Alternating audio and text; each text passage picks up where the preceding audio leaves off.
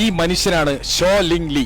നിങ്ങളെല്ലാവരും പരിചയപ്പെടേണ്ട ഒരാളാണ്. നമ്മുടെ ജീവിതത്തിൽ എത്രയൊക്കെ തോറ്റുപോയി എന്ന് വിചാരിക്കുമ്പോഴും നിങ്ങൾ ഈ മനുഷ്യനെ ഓർത്താൽ മതി. അതായത് അമേരിക്കയിലേക്ക് പോകാനായിട്ട് അദ്ദേഹം 100-ൽ പരം പ്രാവശ്യം അപേക്ഷിച്ചു. അതൊക്കെ റിജക്ട് ചെയ്തു.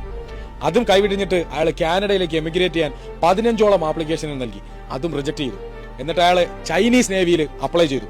അവിടെയും അയാൾക്ക് കാത്തിരുന്നത് റിജക്ഷൻ ആയിരുന്നു. അത് കഴിഞ്ഞിട്ട് അയാൾ ഒരു സോഫ്റ്റ്വെയർ കമ്പനിയിലേക്ക് അപ്ലൈ ചെയ്തു. അപ്ലൈ ചെയ്ത 124 പേരിൽ 122 പേരും സെലക്ട് ചെയ്തു. ആ റിജക്ട് ചെയ്ത 2 പേരിൽ ഒരാൾ അദ്ദേഹമായിരുന്നു. ഇതെല്ലാം കഴിഞ്ഞിട്ട് അദ്ദേഹം സ്വന്തമായിട്ട് ഒരു ബിസിനസ് തുടങ്ങാൻ തന്നെ തീരുമാനിച്ചു.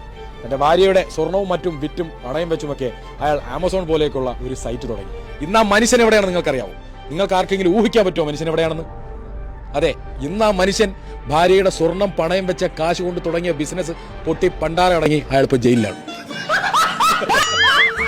ഇൻസ്റ്റാഗ്രാം ഒരു റീലിൽ ഞാൻ കണ്ടതാണ്. ഞാനിത് വായിച്ച് കേട്ടത്. ഇത് കേട്ടപ്പോൾ ഈ മോട്ടിവേറ്റ് ചെയ്ത് അങ്ങ് മാനത്ത് കൊണ്ടിട്ട് അവിടെ നിന്ന് ഒരൊറ്റ അടിയടിച്ച് താഴെട്ട അവസ്ഥയിലായി പോയി.